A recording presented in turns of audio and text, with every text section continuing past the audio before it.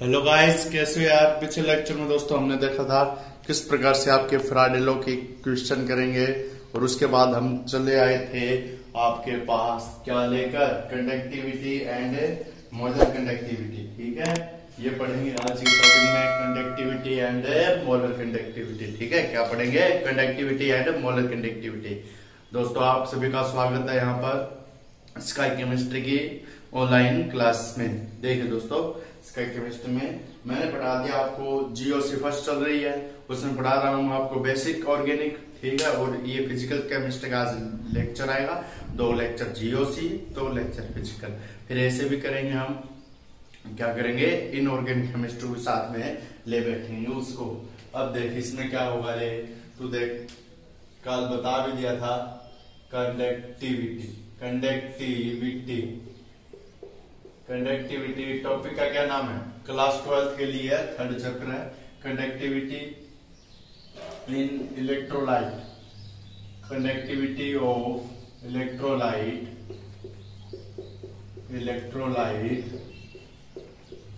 Conductivity of electrolyte in electric cell, यानी विद्युत अपघटक सेल में, इलेक्ट्रिक सेल, विद्युत अपघटन सेल में या विद्युत अपघटन सेल में जो इलेक्ट्रोलाइट है उसकी चालकता क्या होगी। ठीक है, इसके लिए अपन क्या करेंगे, पहले वाला रिपीट कर रहा हूं। मैंने एक विद्युत अपघटन बनाया, कब तक किया? पूर्ण। जब इसमें मतलब इलेक्ट्रोड ना लगा दूं, इलेक्ट्रोड लगाने के बाद इसमें क्या ना कर दूं, ये और ये थोड़ा बड़ा और ये थोड़ा छोटा, इस पर पॉजिटिव ले जाऊंगा, इस पर नेगेटिव ले जाऊंगा। तेरे पास सोडियम, इस पर नेगेटिव और इस पर पॉजिटिव। सोडियम तथा क्लोराइड का विलयन लिया इस तरफ, ये इस तरफ। ये पॉजिटिव से प्यार कौन करता है? नेगेटिव। नेगेटिव से प्यार कौन करता है? पॉजिटिव। विद्युत अपघटन बन गया NaCl का। एक वर्ष NaCl विद्युत अपघटन नहीं, ठीक है, मोल्टन NaCl का। ठीक है, अब देख इसमें तेरे पास क्या हो, कनेक्टिविटी क्या है। जब इसमें क्या बोलेंगे, the ion are migrating to one electron to another electron through pass the conduct electricity, यानी आयन जब क्या करने लगते हैं, एक इलेक्ट्रोड से दूसरे इलेक्ट्रोड पर क्या करने लगते हैं, जाने लगते हैं। जब उनमें इलेक्ट्रिसिटी गुजारी जाती है तो उसे हम कंडक्टिविटी कहते हैं। इसका मान किस पर निर्भर करा था? कंडक्टिविटी का नेचर ऑफ इलेक्ट्रोलाइट, विद्युत अपघटन के नेचर पर, यानी प्रबल विद्युत अपघटन या दुर्बल विद्युत अपघटन। प्रबल विद्युत अपघटन होगा तो उसकी क्या होगी, कंडक्टिविटी ज्यादा। दुर्बल विद्युत अपघटन है, कंडक्टिविटी कम है। इसके बाद आता है अपना कंडक्टिविटी के बाद, इसके बाद आता है the cross section area of electrode. Electrode का क्रॉस सेक्शन एरिया उस पर निर्भर करता है। उसके बाद आता है द कंसंट्रेशन ऑफ इलेक्ट्रोलाइट। ठीक है, कंसंट्रेशन क्या है उस पर निर्भर करता है। टेम्परेचर ऑफ इलेक्ट्रोड का टेम्परेचर क्या है उस पर ये निर्भर करता है। अब इसके बाद हम बात करने वाले हैं कंडक्टिविटी एंड इलेक्ट्रोलाइट के बाद आता है अपना सेल कांस्टेंट।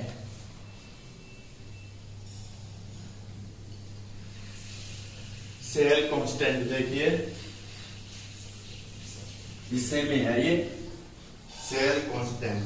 क्या करने वाले हैं, सेल कांस्टेंट यानी सेल स्थिरांक, जिसे शॉर्ट टर्म में मैं लिख सकता हूं CE इज L/A, यानी L तो होगा सेंटीमीटर में, एरिया होता है सेंटीमीटर स्क्वायर में, ये होता है सेंटीमीटर में, सेंटीमीटर स्क्वायर से सेंटीमीटर इनवर्स, तो सेंटीमीटर इनवर्स इसकी क्या हो जाएगी, यूनिट हो जाएगी। ठीक है, सेल कांस्टेंट की यूनिट हो जाएगी। हम इसे क्या कहेंगे, the ratio of distance between two electrode and the cross section area of electrode. ठीक है, is known as cell constant. Cell constant किसे कहेंगे, द रेशियो यानी अनुपात, द रेशियो ऑफ ये डिस्टेंस है। L बराबर क्या है, distance between two electrode, distance between two electrode, 2 electrode के मध्य की दूरी है ये। ठीक है रे, तू समझ जाएगा ना। अरे तू खट लेगा ना, करो फिर।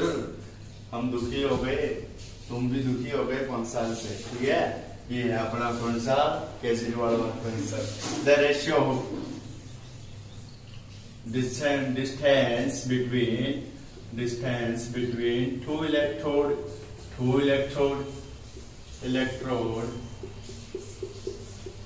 and distance two electrode and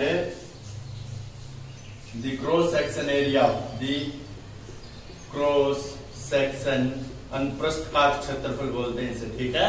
the cross section area of दो इलेक्ट्रोड के मध्य जो एरिया होगा उसका क्या बोलेंगे अपन, रेशियो, जो इसका ट्रोड, इसे ही हम क्या कहेंगे, इसे ही हम सेल कांस्टेंट कहेंगे। सेल कांस्टेंट क्या रेशियो है डिस्टेंस बिटवीन टू इलेक्ट्रोड का और क्रॉस सेक्शन एरिया का, ये रहा सेल कांस्टेंट, ठीक है। ये इसकी इकाई हो जाती है सेंटीमीटर इनवर्स, सेंटीमीटर और centimetre square, centimetre cancel, 1 centimetre ऊपर जाएगा, सेंटीमीटर इनवर्स आ जाएगा, ये है सेल कांस्टेंट। इसके बाद आता है अपना अगला, लेके आ रहा हूँ आपके पास रेजिस्टेंस, यानी रेजिस्टेंस यानी प्रतिरोध। क्या है ये, रेजिस्टेंस प्रतिरोध। इसे आप शो किससे करेंगे, आर से, प्रतिरोध दीवार बच्चे। प्रतिरोध क्या होती है, धारा के मान में उत्पन्न बाधा, ठीक है, धारा के मान में उत्पन्न बाधा। तो ये डायरेक्टली प्रोपोर्शनल होती है L by A, directly proportional होती है L ये है डिस्टेंस, जितने बड़ा तार होगा उसका प्रतिरोध उतना ही ज्यादा होगा। तो रेजिस्टेंस है, ये रेजिस्टेंस देखिए क्या कहेंगे, धारा के मान में उत्पन्न बाधा, इसे क्या कहेंगे, the obstruction in a path of ion, इसे क्या करेंगे, पहले इसका लिख देते हैं, the obstruction in a path of ion due to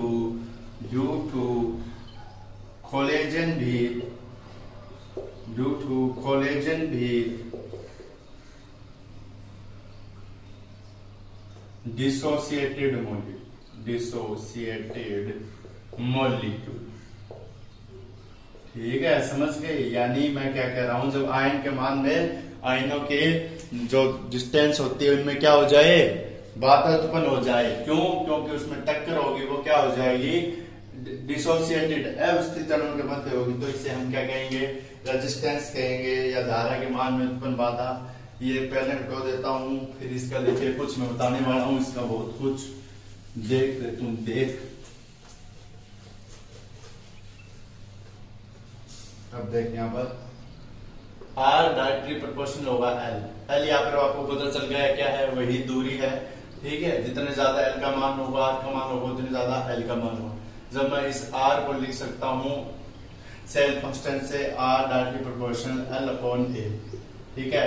अभी लिख सकता हूँ R, इसे हटाऊंगा रो आएगा, ठीक है, रो ले बाई ए। तो इसे क्या लिख सकता हूँ, रो यहाँ पर क्या है, रो ले बाई ए, इसे क्या है, रो ले बाई ए, ये फॉर्मूला है। रो क्या है, रो यहाँ पर स्पेसिफिक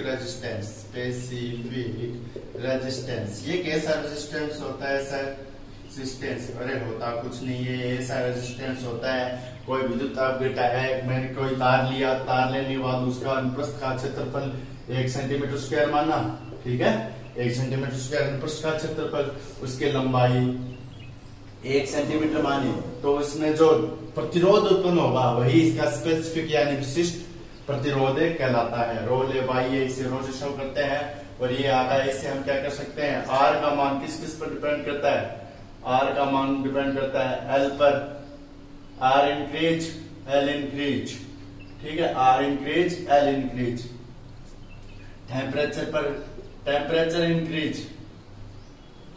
इंक्रीज, मोलर कंडक्टिविटी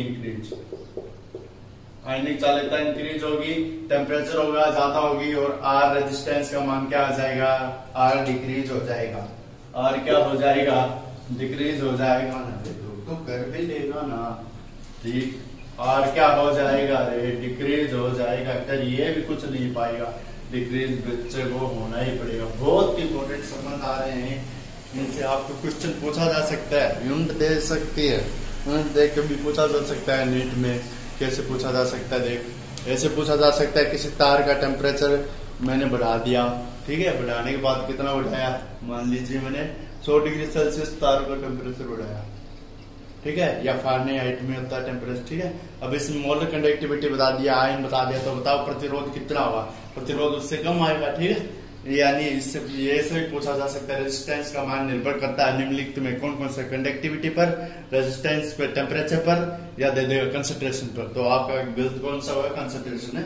वाला। स्पेसिफिक प्रतिरोध देंगे, स्पेसिफिक प्रतिरोध क्या है, आपको बता दिया, एक मीटर लंबा तार लिया और या 1 सेंटीमीटर एरिया लिया, उसमें जो क्या होता है 1 सेंटीमीटर एरिया जो प्रतिरोध होता है वही उसका स्पेसिफिक प्रतिरोध होता है। स्पेसिफिक रेजिस्टेंस देखिए, स्पेसिफिक रेजिस्टेंस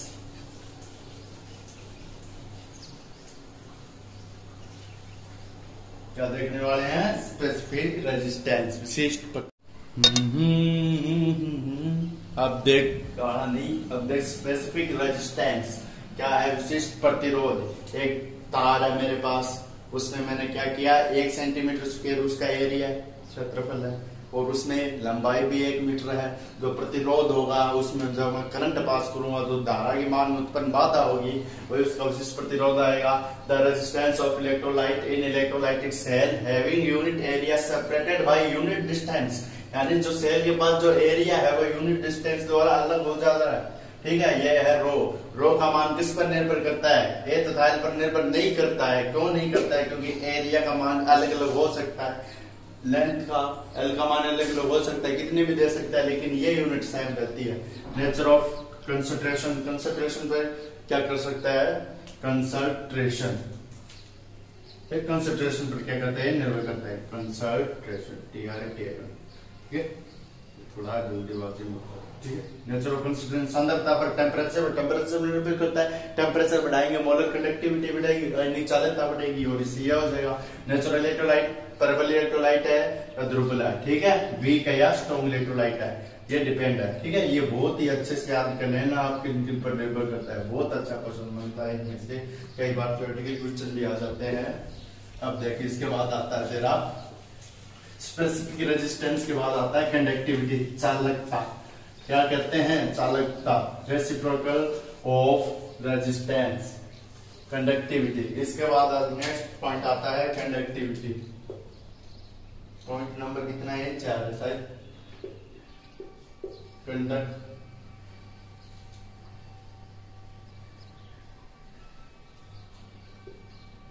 कंडक्टेंस, ठीक है, चालकता। The reciprocal of, the reciprocal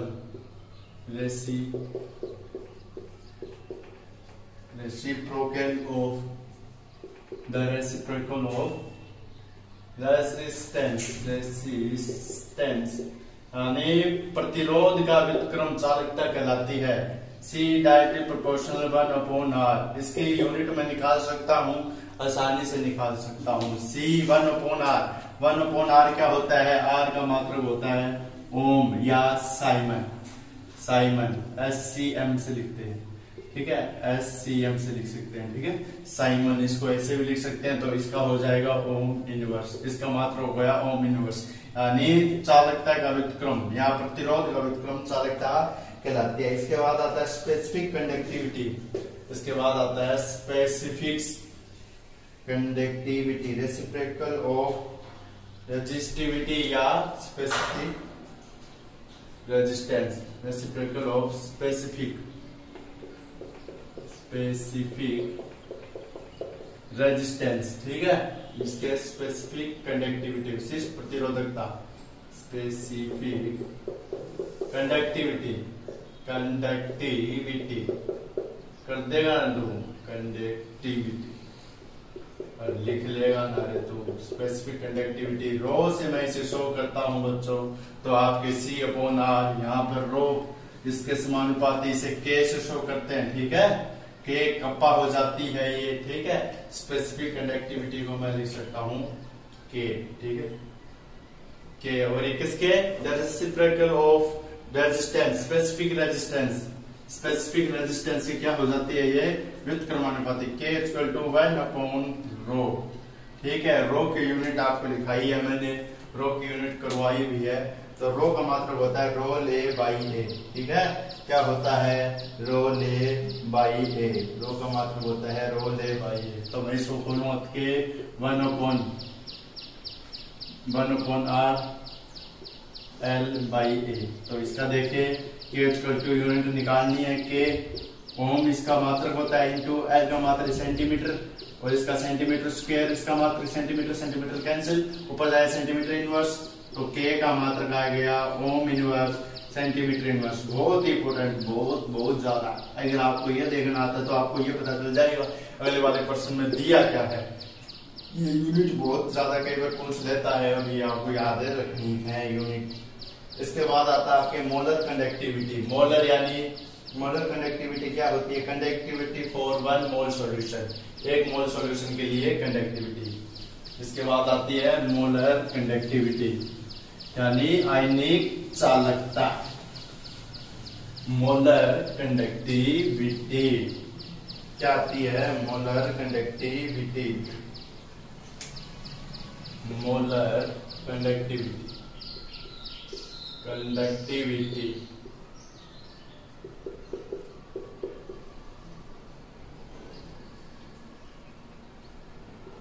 molar conductivity, इसमें देख तो क्या करेगा? मोलर कंडक्टिविटी को शो किससे करेगा ये तो पता होना चाहिए। इसको शो करते हैं लैम्डा एम से, ठीक है।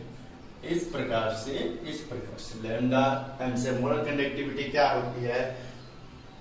Conductivity for 1 mole solution, conductivity for 1 mole solution. तो ये उत्पन्न कैसे होगी भाई? ये उत्पन्न करने के लिए मैं बताता हूँ कैसे करता है इसको। यानी कंडक्टिविटी तो पता है, यानी आयन के चालन हो जाएगा। मैं जिसको तोड़ दूंगा इलेक्ट्रिसिटी देके तो उसमें कंडक्टिविटी 1 मोल सॉल्यूशन के लिए करेंगे तो इसमें क्या हो जाएगा? कंडक्टिविटी फॉर 1 मोल सॉल्यूशन यानी आयनिक चालकता। मोलर कंडक्टिविटी यही है मोलर कंडक्टिविटी, यानी टेम्परेचर बढ़ाएंगे इसका मान इंक्रीज होगा। जिस प्रकार रेजिस्टेंस का मान डिक्रीज हो रहा था इसका मान इंक्रीज होगा, ठीक है। अब इसमें देख क्या करना है? मोलर कंडक्टिविटी फॉर्मूला क्या है? मैंने किसके बराबर किया? Conductivity for 1 mole solution. Conductivity करना है तो मैं इसको लैम्डा एम और लैम्डा एम से शो करके इसको लिख सकता हूँ के लिख सकता हूँ कंडक्टिविटी का के, ठीक है। स्पेसिफिक कंडक्टिविटी, ठीक है, या स्पेसिफिक कंडक्टिविटी फॉर, इसको स्पेसिफिक भी लिख सकते हैं। स्पेसिफिक या कंडक्टिविटी एक ही बात है। Specific conductivity for 1 mole solution यानी विशिष्ट चालकता 1 मोल सॉल्यूशन के लिए। विशिष्ट चालकता आ गई। इसकी यूनिट क्या थी?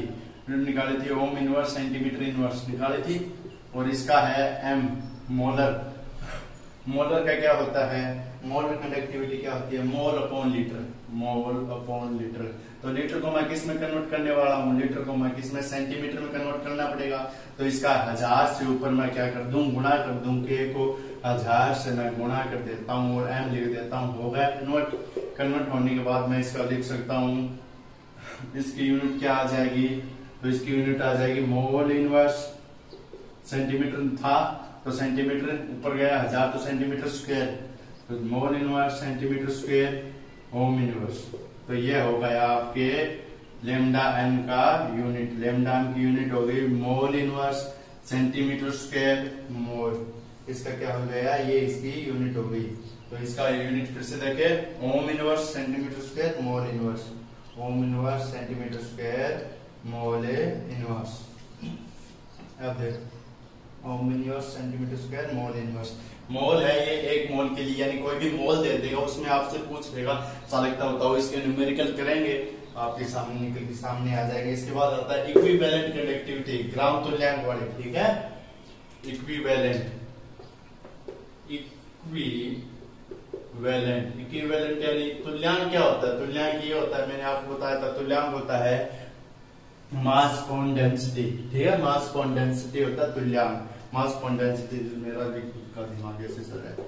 Mass molar mass upon valency, ठीक है, ये होता है इसका तुल्यांक। बताया था ना तुल्यांक का नाम ये होता है, ठीक है। अब इसके बाद क्या करेंगे हम? Conductivity for 1 mole normal conductivity for 1 normal solution, ठीक है। नॉर्मल सॉल्यूशन में क्या होती है? नॉर्मलता।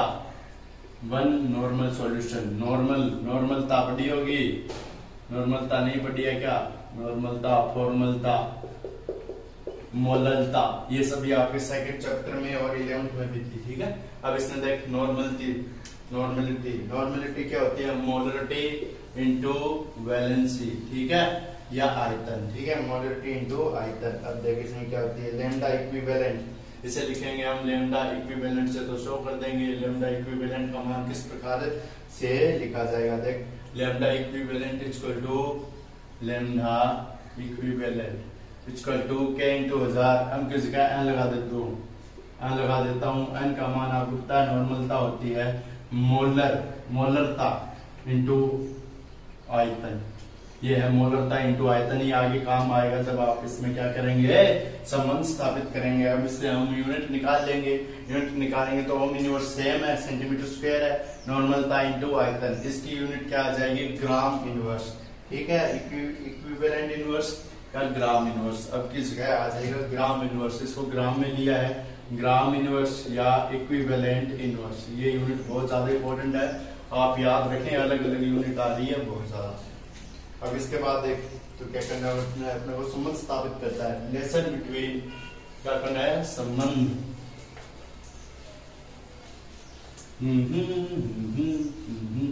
संबंध स्थापित करना है। Relation between molar conductivity and relation between molar conductivity and equivalent conductivity. Relation between molar conductivity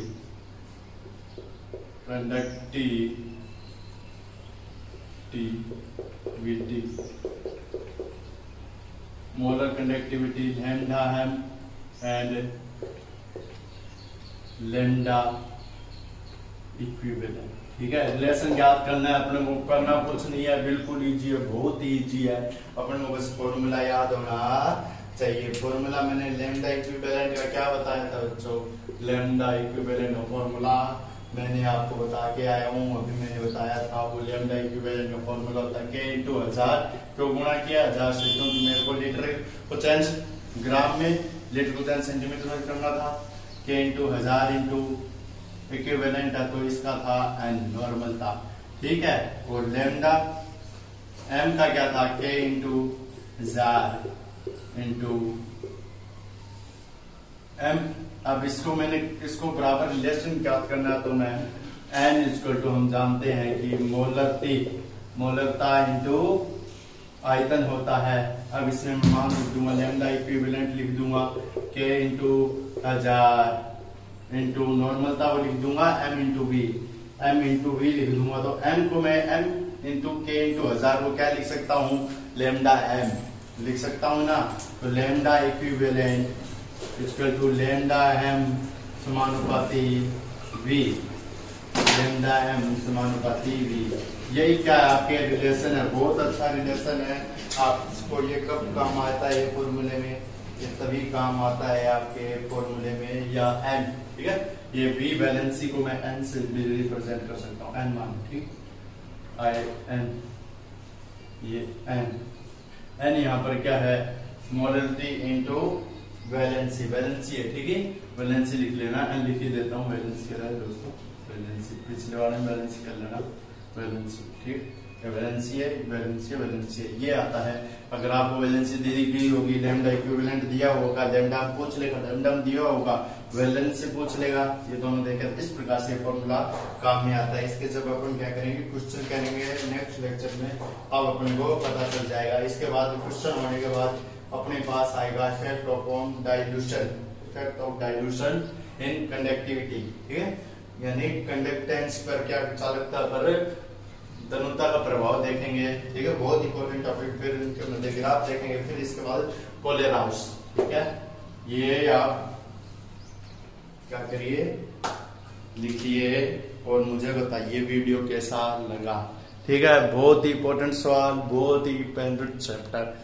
लगभग समझ में नहीं आता, जिसको फिजिक्स आते हैं उसको समझ में आ जाता है, क्योंकि ये फिजिक्स का पूरा क्वेश्चन है। क्योंकि इसमें अपने चलती है एक इलेक्ट्रोमैग्नेटिक, ठीक है, इलेक्ट्रोमैग्नेटिक वाली चलती है अपने उस प्रकार से ये है, उसमें अपने उतारो जोड़ना तो फिजिक्स में ज्यादा है ये, ठीक है।